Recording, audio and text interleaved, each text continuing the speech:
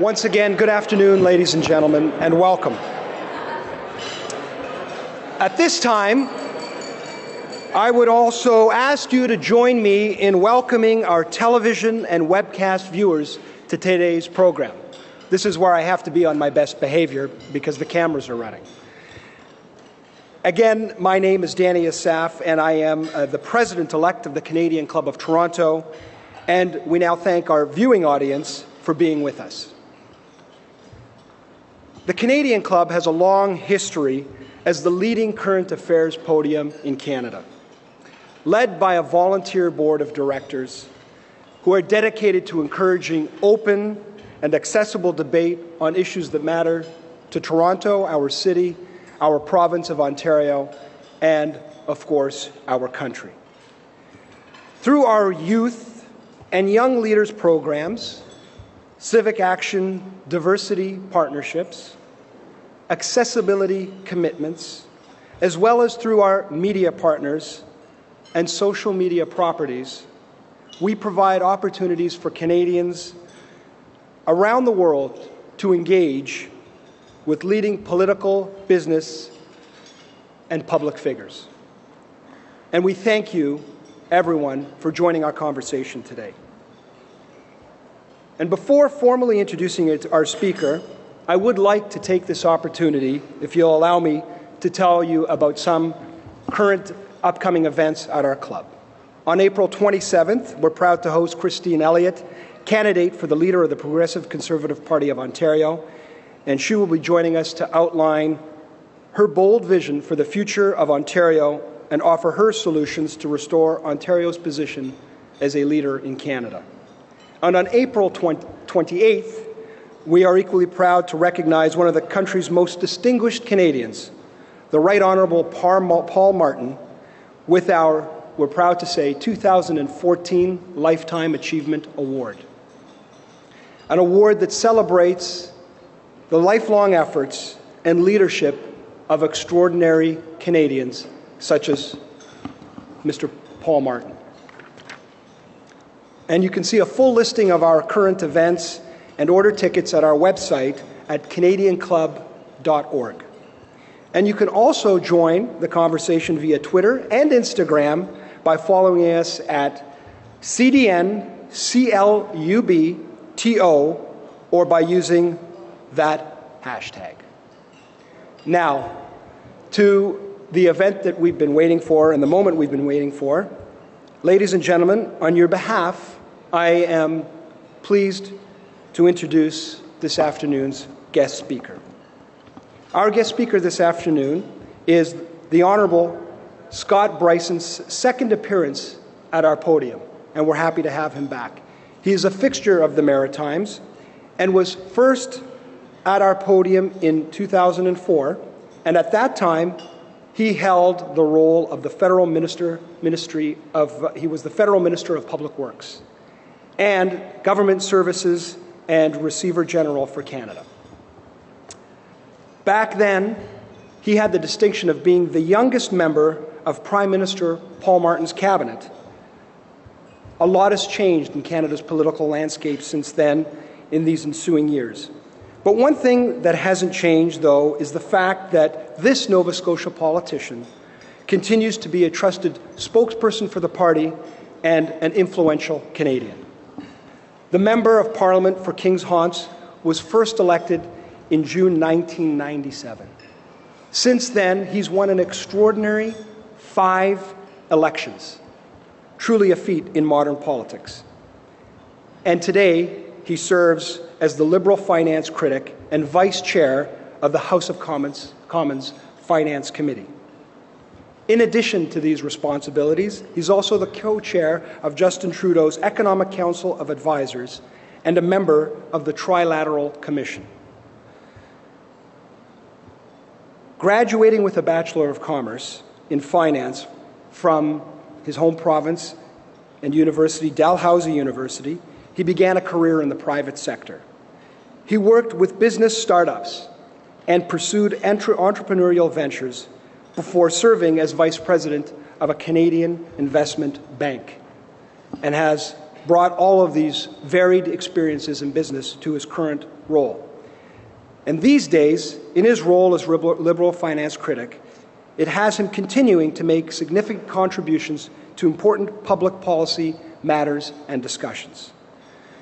For instance, in January, he wrote an op-ed commentary in the National Post, where Mr. Brison expressed concern about the need to rise to the challenge and revitalize our critical infrastructure.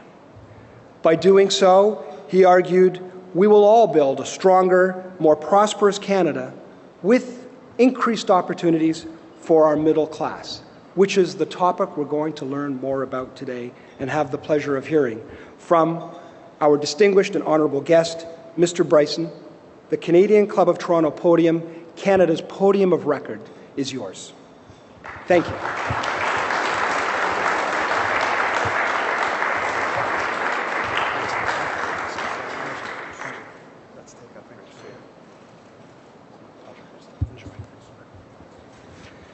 Thanks, Danny. I'm delighted to be here with you today. In fact, I told somebody, they were asking about the event, and I said, just Google Scott Brison, Canadian Club Toronto, and it'll come up.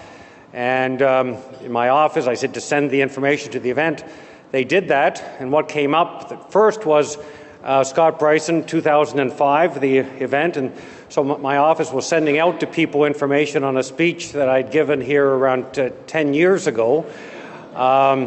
Interesting you say, remember Paul Martin's cabinet at that time. I was at an event in London, Ontario, a partisan event a few months ago, and this elderly guy came up to me and he said, Mr. Brison, I really want you to meet my wife. And he took me over and introduced me to her, and he said, this is Scott Brison.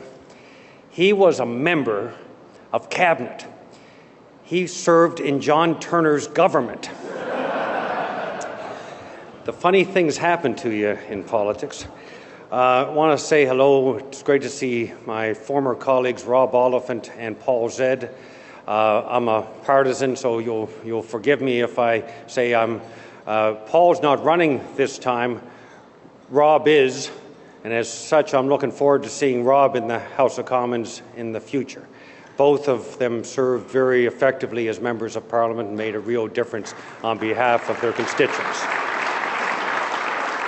Also, I want to recognize Libby Burnham, Chancellor of Canada's finest undergraduate university, Acadia University, who sent to my daughters Rose and Claire Acadia University sweat tops the week they were born. And they were blue, though, Libby. Do you have any red sweat tops at Acadia anymore? I got one little Rose and Claire story, because some of you were asking me about Rose and Claire. They are sleeping, they're in their cribs 12 hours a night. We put them down in the nursery at 7 p.m. We don't get them up until 7 a.m. We can hear them, though. We have a monitor. You can take the batteries out of those, by the way. But at 6 a.m., Rose starts talking. And she talks for an hour. And when we go in at 7, Rose is standing in her crib talking, and Claire is lying in her crib like this. So I figure if Rose can talk for an hour without saying very much, she could do very well in my line of work. Look, I got to tell you, funny things do happen to you in politics. And just last week, a very funny thing happened to me right here in Toronto. In fact, it was just down the street at the Intercontinental Hotel. And that's where I witnessed one of the best comedy performances I've seen in years. Seriously, folks, nobody at Yuck Yucks could compare with Stephen Harper's finance minister introducing balanced budget legislation. I mean, honestly, it was hilarious. On the eve of an election, after 7 consecutive deficits and adding $160 billion to the national debt, it's really great to see that Stephen Harper's getting tough on deficits. The legislation is so tough, that's where any decent comedy audience would say, how tough is it? But it is so tough that going forward, any government that fails to balance the books outside of a period of a recession the prime ministers and the cabinet ministers will have their pay cut. My theory is we should amend the legislation and make it retroactive. I mean, if the legislation was applied retroactively, the payroll savings for, as a result of docking the pay of Harper and his ministers would really add up. I mean, we haven't been in a recession for 5 years. I mean, think of it. We could have more money to spend on government advertising. I mean, there are funny things that happen to you in politics, but I thought that one was particularly interesting given the reality of the record of the Harper government when it comes to deficits and fiscal management. I want to talk to you a little bit about something that Mr. Harper is trying to distract us from in recent months, and that is the Canadian economy. Mr. Harper boasts that Canada came through the 2008 global financial crisis better than other countries, and he may be right that Canada performed better, but he's wrong to try to take credit for it. There are three main reasons why Canada came through the global financial crisis in 2008 better than our peer countries. Number one, our banking system, and that is because Paul Martin and Jean Chrétien stood firm against the global trend of deregulation that was the case in Europe and the UK and the US. Number two, our fiscal situation. Mr. Harper inherited the best fiscal situation of any incoming government in the history of Canada, a $13 billion surplus, which resulted from a Liberal government that inherited a $43 billion deficit, paid that down, and then proceeded to eliminate $80 billion of national debt prior to Mr. Harper becoming Prime Minister. It's also notable that even before the global financial crisis in the fall of 2008, even before the financial crisis, Mr. Harper's fiscal policy had put Canada on the edge of deficit. The third reason is oil and gas. Our natural resources helped pick up the slack when manufacturing faltered. And no politician ought to take credit for putting the oil and the gas under the ground in Alberta and Saskatchewan. And we all know that, it was Danny Williams that put it under the water off Newfoundland. Although I'm told, a good authority, that in fact it was Brian Tobin who put it under the water. It was Danny who helped get oil prices up after. But, a strong banking system, comparatively strong fiscal situation, and our natural resource wealth did help Canada get through the 2008 global financial crisis. Good government was responsible for Canada's banking system and our fiscal strength. Good luck was responsible for our natural resource wealth. But since the financial crisis, Canada's economic performance has faltered. It faltered even before plummeting oil prices. That's why for over the last 2 years, Justin Trudeau and his team have focused on the challenges of the middle class in a slow-growth economy. Today, I'd like to discuss with you a little bit about the record of the Harper government when it comes to the economy. More importantly, I'd like to discuss the economic challenges facing middle-class families and how a Justin Trudeau government will address them with a plan for jobs and growth. It's really not fair to say that Stephen Harper didn't have an economic plan. In fact, he had a three-pronged economic plan: oil, oil, and oil. He put all our eggs in one basket, and of course that basket has crashed. Stephen Harper and his finance minister were caught so flat-footed when oil prices dropped that they actually had to delay the budget. Now, if they had a real reason with falling oil prices, I don't think Saskatchewan and Alberta, both of whom are more dependent on oil prices for their fiscal framework than Ottawa, could have introduced budgets on time, and they did. But during periods of volatility, governments have a responsibility to provide certainty. Delaying a budget does not instill confidence. And a finance minister who's only participated in 5 question periods in 2015 indicates a government that does not have a plan, but also one that doesn't have any answers. Let's look at our fundamentals. Again, in 2006, Mr. Harper inherited a $13 billion surplus. and in less than 3 years, in the fall of 2008, before the financial crisis, we were teetering on the edge of deficit. Since the Harper government came to power, we've had an average annual growth rate of less than 1.8%. That's the worst growth rate of any Prime Minister since the 1930s. And if things weren't bad enough, just 2 days ago, the Bank of Canada said that the Canadian economy had zero growth in the first quarter. They've downgraded their projections for this year to an anemic 1.9%. CIBC Economics, I see Benny Tao here today, says that the job quality is at its 25-year low and it's declining. A Stats Canada survey released Friday reported that another 28,000 full-time jobs have disappeared. Growth in middle-class family incomes is flat. Income growth has averaged just less than half a percentage point per year. Household debt is at a record high. 2/3 of middle-class parents are worried about whether or not they can afford post-secondary education for their kids. Adult children with good educations are moving back home because they simply can't get a good start on the pay that they're earning, often with part-time jobs. There's 160,000 fewer jobs for young Canadians today than in 2008. And national surveys show that today's generation of parents are the first generation in Canadian history to believe that their kids will be worse off than they've been. Canadians need a new government with a new plan for jobs and growth and fairness for Canadian middle-class families. Quick one-time asset sales to pad the books, like selling the GM shares right before the budget, that's not a plan. It's an act of fiscal desperation.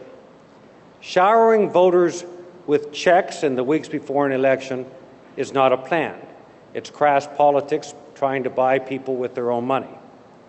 Back-end loading the funding for the Build Canada Fund is not a plan.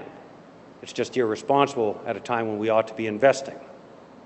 Cities and provinces urgently need a partner in a federal government that will help fix Canada's crumbling infrastructure. In fact, the Harper government in Budget 2013 actually cut the Build Canada Fund by 90%. At a time when we should be investing, they're cutting to try to achieve an illusory surplus on the eve of an election. Mr. Harper has been focusing on what may be good politics for him, but it's bad for the country to cut these vital investments at this time. In addition to cobbling together a pre-election surplus, the Conservatives need to pay for income splitting and to double the tax-free savings account limit. Neither of these changes will help the middle class. Neither of these changes will do anything for jobs and growth in Canada. In fact, the proposed doubling of the contribution limit of the tax-free savings account, like income splitting, disproportionately benefits the wealthiest Canadians. And those high-income earners, as they retire, this higher limit will cost future governments billions of dollars per year. So keep that in mind, that in some ways these tax cuts today will be paid for by higher taxes in the future. There's an intergenerational equity issue here, as well as a fiscal responsibility issue. It's another example of how this government is out of touch with the challenges faced by middle-class families. Another example of how they're out of ideas. In addition to being Liberal finance critic, I am co-chair of Justin Trudeau's Economic Advisory Council with Chrystia Freeland, Toronto MP. We've engaged some of the best minds in Canada and internationally to work with us to tackle some of Canada's biggest challenges and to seize some of Canada's biggest opportunities. I can tell you, when we're working with Justin Trudeau in these meetings, with these experts from business, from economics, from social policy expertise, when we're talking with Justin Trudeau, from time to time, members of the Council will offer political advice. They'll say something like, what you really should do is this, but the politics may be bad. And Justin very politely corrects them and says, I don't want your political advice. I want your economic advice. I want to know what the right thing to do is. We'll figure out the politics after. I think that says a lot about Justin Trudeau and his team, that we will put, as a government, the right thing for Canadians, doing the right things for Canadians ahead of short-term politics.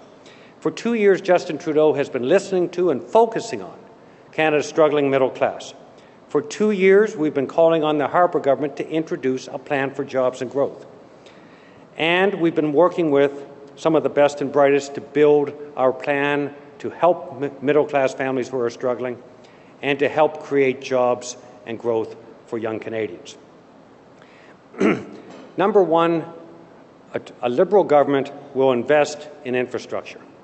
We agree with David Dodge, the IMF, and the Bank of Canada that with historically low bond yields, real interest rates that are actually negative, a flatlined economy, and a stagnant job market, that this is the best time in our generation to invest in infrastructure and to fix Canada's crumbling infrastructure. Governments in the UK and Australia are leading the way. They're building infrastructure with smart public investment, partnered with global providers of capital. They're working with Canadian pension funds like CPPIB and OMERS and Teachers and AIMCO. And it's a reminder to us, or it ought to be, that Canada has probably the greatest concentration of expertise in the world in the financing of infrastructure. They are building, these experts, these groups, this smart money is building infrastructure around the world. Maybe it's time we engage them and work with them, as we are doing as a party, as we will as a government, to build better communities and more livable communities here in Canada and create a lot of jobs and growth in the process. Infrastructure investment today will create jobs and growth immediately, but in addition to more livable communities, it builds a more competitive economy in the future and more jobs and growth in the future. It's smart, and it's what a Liberal government will do. Manufacturing workers lose wages when their assembly lines shut down because the parts they need are stuck in transit. Commuters are frustrated when they spend hours each day in stop-and-go traffic or congested public transit. The Canadian economy takes a hit when we can't get people and goods to where they're needed in a timely manner. Our public infrastructure is at a breaking point. Half of it is expected to reach the end of its useful life by 2027. Our total infrastructure deficit is estimated to be $570 billion.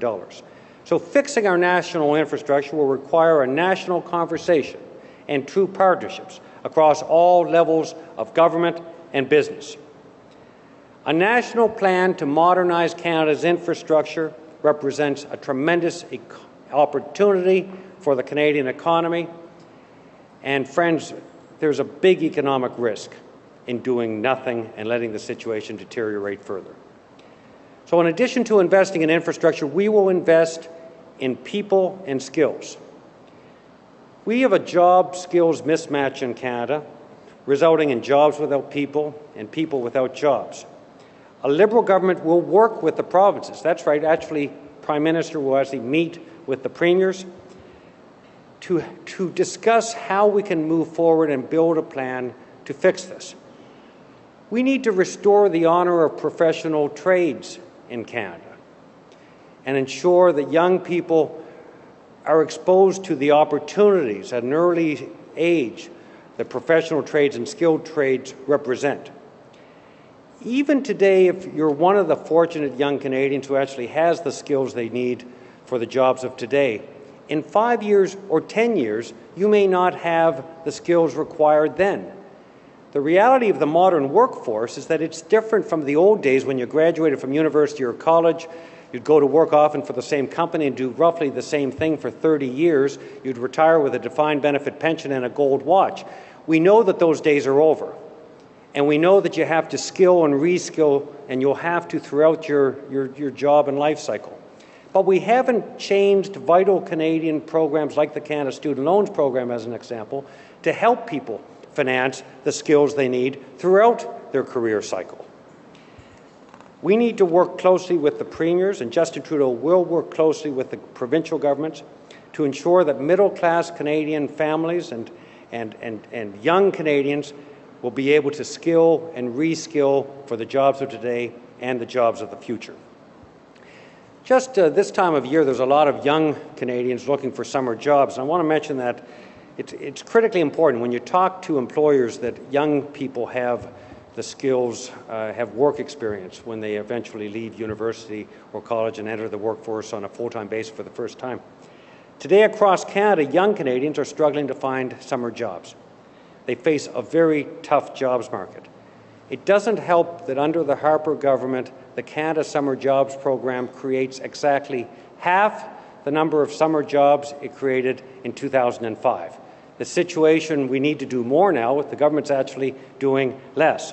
And just to put it in perspective in terms of how you might be able to pay for this, one economic action plan ad during the NHL playoffs, a 30-second ad, costs $100,000. $100,000 could help fund and create 32 summer jobs for Canadian students this year. Our priority would be to helping Canadian students find summer jobs, not on self-promotional government advertising. We would invest in infrastructure, we would invest in people and skills, and we would invest in innovation, science, and data. According to the OECD, Canada used to rank in the top 10 countries for total investments in R&D, not anymore. That results from when you close research facilities and you cut support for science. We need to make critical investments in public science, in innovation, in science and data to create the jobs of the future. We will restore the labor-sponsored venture capital tax credit. We will work with innovators in biotech, IT, and clean tech. We will bring the 3 E's together: energy, the economy, and the environment, to restore Canada's environmental reputation, but also to make Canada a global leader in one of the fastest growing areas of the 21st century, the green economy. And in terms of data and evidence, it's important, many of you represent businesses here today. In the age of metadata, smart government and smart business around the world is investing at an unprecedented level in high-quality research and good information to make the best possible decisions. Think of it. There's only one organization anywhere in the world that over the last 10 years has deliberately chosen to reduce both the quality and quantity of data it collects to make decisions, and that's the Harper government. They got rid of the long-form census. They replaced it with a voluntary national household survey that manages to be both more expensive and less reliable. A Justin Trudeau government will bring back evidence-based decision-making to replace Mr. Harper's decision-based evidence-making. We will get back to providing not just the federal government, but provincial governments and businesses, homeowners, investors, with the kind of data they need to make good decisions. A government guided by evidence and science in its decision-making will be good for business, good for middle-class families, and good for the Canadian economy. We also need to invest in relationships.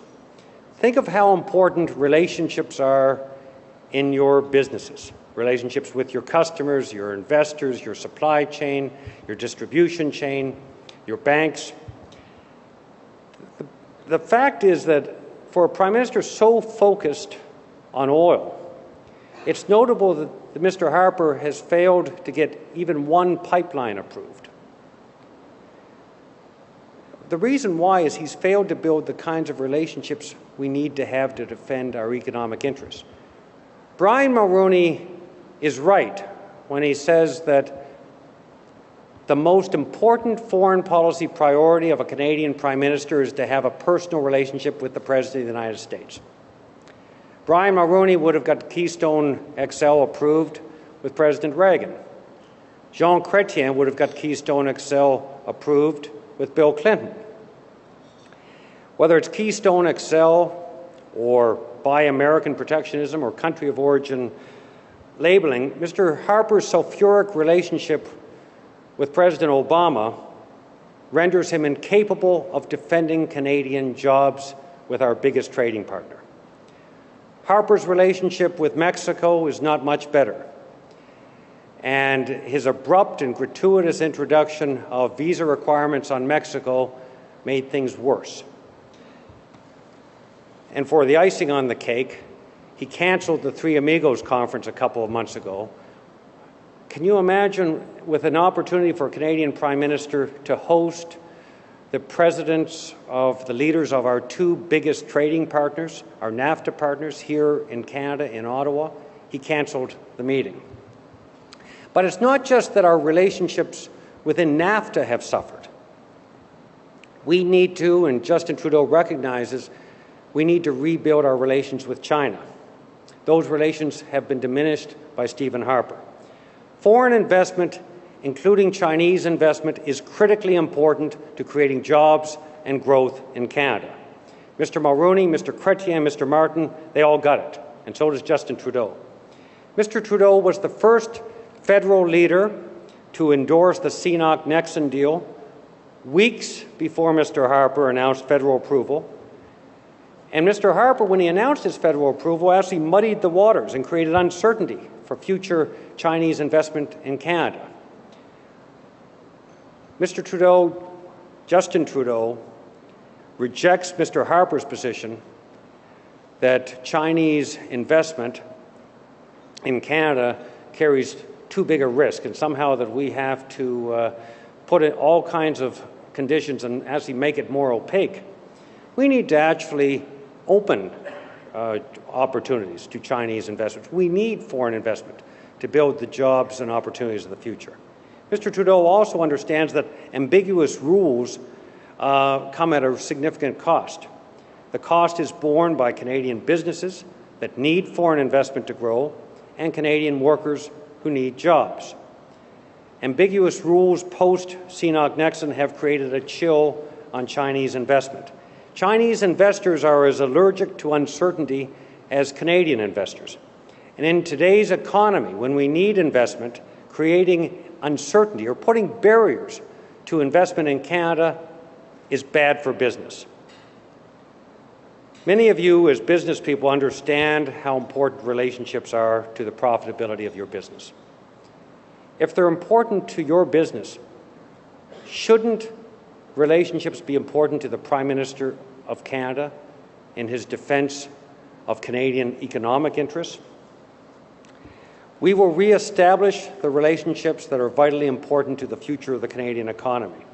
We will expand trade with new trade partners, and we will deepen our relations with our existing trade partners. Justin Trudeau, as Prime Minister, will build the relationships we need to defend Canadian economic interests. By investing in infrastructure, people and skills, innovation and science, and relationships, a Trudeau government will be investing in jobs and growth for middle-class families. It's clear that we need a real plan for jobs and growth for the Canadian economy. It's clear that middle-class families need a break. They're tapped out. They need a government that stands with them. It's clear that we need a plan that is fairly built around the middle class and those who are working so hard to get there. You cannot have a sustained economic recovery without a vibrant middle class. Our plan will be focused on growth for today and growth for tomorrow. Our plan will restore confidence among Canadians that their kids will do better than they've done. Canadians are an energetic, ambitious, and open people. They deserve an energetic, ambitious, and open government. With his plan and his team, Justin Trudeau will provide Canadians with renewed hope for a better future, but most importantly, a plan to help make that dream a reality. Thank you very much.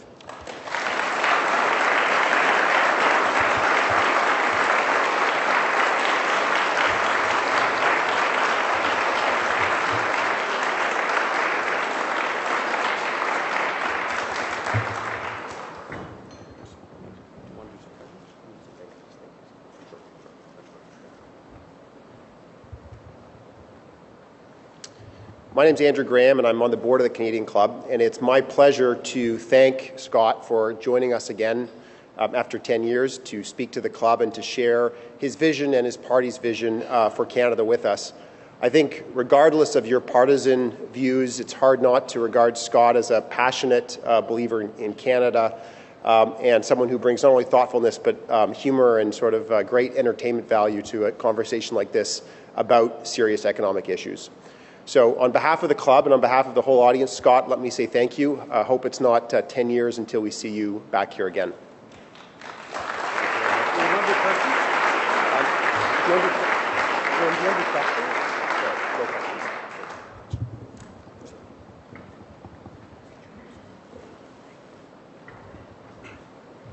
I would like to echo Andrew's words of thanks and thank Scott Brison for taking time out of his busy schedule to be here and for helping us at the Canadian Club to fulfill its mission to have leaders, Canadian leaders, to come and contribute to our mandate and to have this opportunity to talk about the challenges and opportunities that face our country. And we're confident that with your abilities, your insights, and your efforts, the best days are ahead for our great country. Before I adjourn today's meeting, I would like to draw to your attention this event survey that we have on our tables. This is it here. And the Canadian Club is always looking for ways to improve its experience. So please take a minute, if you can, to give us your insights and your comments, including whether you like our new shortened luncheon format. We would very much appreciate your feedback. This concludes our program for today, which will be broadcast on Rogers TV in the days to come. We are grateful to Rogers TV and 680 News for their continuing promotion of Canadian Club events. And again, to learn more about the club, please visit us at www.canadianclub.org. And on that note, I would like to thank you again, our wonderful members and guests, for taking the time to join us this afternoon. And this meeting is now adjourned. Good afternoon.